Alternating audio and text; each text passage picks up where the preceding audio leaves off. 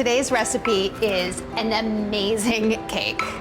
And I don't say that lightly. It's a chocolate raspberry cake, you guys, and I think you're gonna completely love it. It's not too hard, there's a couple steps, but they're all really, really easy. In my bowl, I have a 1/4 cup of Dutch processed cocoa powder, that's unsweetened cocoa. To that, add 1.5 cups of all-purpose flour. So you don't need any special flour, no cake flour for this cake. Scoop and level, and then 3/4 of a teaspoon of baking soda, and then a teaspoon of coarse salt. If you're using fine salt, please make sure to use 1/2 teaspoon. Do not use a whole teaspoon, you will be really sorry. And then you'll write to me and be like, my cake was salty, it was ruined. And you don't want to ruin this cake because it's amazing and it has a lot of raspberries in it, and raspberries are kind of expensive, right? So you don't want to mess it up. Whisk together really, really well. Make sure that your baking soda is fully incorporated into the rest of your mixture. And then move on. Have your oven preheating at 350 because we're getting close to putting this in the oven. In the mixer, I have 1.5 sticks of butter, and to that, add 1.25 cups of sugar. 1.25. Beat until creamy, which should not take very long. So you want to beat this until it's light and creamy. Then you can add your eggs. It's 3 eggs, and you want to add them one at a time. I want to crack these into a bowl just for safety's sake, and then add the eggs. It goes one at a time, and then beat to combine after each one. You can actually crack both of your eggs or all of your eggs into one container, and then they'll drop one at a time into the bowl if you're careful. I think it's gonna work from this bowl. I don't know yet. I've never done it. Let's see. Yeah, see? Whew. I don't like making empty promises. And then the final egg. And then for flavoring, because this is a raspberry-filled cake, I'm gonna use raspberry liqueur. It's a framboise. If you don't have it, you can skip it, or you can use a little bit of vanilla. But I'm gonna use a tablespoon of the raspberry liqueur. All right. Now you can add your dry ingredients, and you want to alternate the dry with a cup of buttermilk. Start with the dry, end with the dry. Makes it incorporate more evenly and better. If you added all your dry and then you added the liquid, it separate and it doesn't combine very nicely, and you have to beat it too long, and then it could get a little tough. Nobody wants a tough cake. Tough cookie, but not a tough cake. Add your buttermilk. This is low-fat buttermilk. 1 cup total, so 1/2 cup. The remaining buttermilk. And then the remaining dry mixture. Okay, beat to combine. And then what you want to do at the very end, beat in 4 ounces of melted bittersweet chocolate. And then your cake batter is done.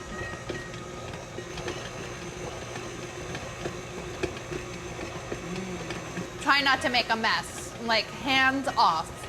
Take your bowl off your mixer and just mix everything together. Make sure it's combined, and then have 3 pans. They're 8-inch cake pans, sprayed or buttered, and then lined with parchment. Sometimes, if I'm being really, really anal, I will weigh this, but I'm not gonna do it today. But if you want your cake layers to be exactly the same, you use a scale. That's what you do when you're working in a pastry shop. Smooth the batter into the pans so the layers aren't too thick. And if you don't have 3 pans, you could probably divide this into 2 pans and then cut it into 4 layers. These don't even get sliced, but you could do that. It would probably take, well, I know it would take longer to bake, but that's okay. It would be just fine. Okay, so here's the way that I often do it if I'm not weighing. I stick my finger in it, and then I stick my finger in the other cake, and then I stick my finger in the other cake, and if it goes up to the same spot on my finger, then they're all even. 350 degrees for about 25 minutes. The tops need to spring back when lightly touched. Okay, so for the filling, what you need are a total of 5 cups of raspberries. This is 3 cups. And you're gonna make a thickened filling and then fold fresh raspberries in after it cools. So put your 3 cups of raspberries into a pot. So then add 3/4 of a cup plus 2 tablespoons of sugar.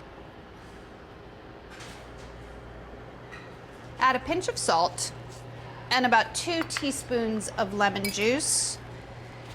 And you want to cook it down just until it's sort of, basically it's going to disintegrate, and then you're going to fold fresh raspberries in when it cools for texture. You're really just making a raspberry jam. And I love to make jam. Oh my gosh, it smells so good in here already. They break down pretty quickly, these raspberries, so you'll see it ends up being kind of like a mush, but a delicious, tasty mush. So you want to make sure this comes to a boil. You want to continue it boiling for 7 to 8 minutes, and it should reduce and thicken and sort of cling to the back of a spoon, and then you can turn it off. Okay, so the raspberry mixture is cool. You want to fold in 2 more cups of raspberries. It's kind of crazy. It's a raspberry-a-thon, but this is a very, very special cake, so make it worth it. Now you can start layering your cake. These cakes have come out of the oven. They're nice and cool. I have mine on a cardboard cake ground just because I feel like it makes it easier to move around. Put half of your raspberry mixture onto one of the layers. I like to spread the raspberry mixture pretty close to the edges, but not necessarily all the way to the edges, though it's not going to ooze the way a cream filling would ooze. So if you want to be able to see your mixture, you want to get it close to the edge. Then put another cake on top. I'm just placing them domed side down, and I'm not trimming them. I'm not doing any of that. It's pretty rustic, but because the bottom side is nice and flat, it'll end up looking very professional. The remainder of the raspberry mixture. Ooh, I feel like that was not quite half. This is more than half. I'm gonna sneak some of these raspberries into that bottom layer. Whoops, even them out. Then put the last layer on top. And then you frost it. This is an incredible chocolate frosting. We have a video for it, so you can watch that video separately, or you can use your favorite chocolate frosting. Now, if you want to do a super duper professional style frosting of this cake, you can do a crumb coat, which would be putting a very thin layer of frosting on your cake to sort of seal everything in, and then chilling it, and then doing a final layer, which I do kind of recommend because this is kind of a crazy cake and you do want to seal all that stuff in. You don't want the raspberry oozing out between the layers of the frosting. So you can chill this. You just sort of do a very thin layer like that. So what happens is the butter that's in your frosting chills up and becomes like a solid barrier, and then you just put on a layer of nice room temperature frosting for your delicious texture and your swoopy decoration, and it's a win-win situation. So like I said, you could throw this into the fridge and get it nice and firm before you do your final layers, but I'm gonna throw caution to the wind and just go ahead and decorate straight from here. That's it, guys. How about putting a little bit of raspberries on top just because it's festive and it gives a little indication of what's inside. Makes it beautiful. Whoa, oh my God. I am gonna chill this just a sec before I dive in. But there it is, you guys. It's a chocolate raspberry cake from me to you. I hope you love it.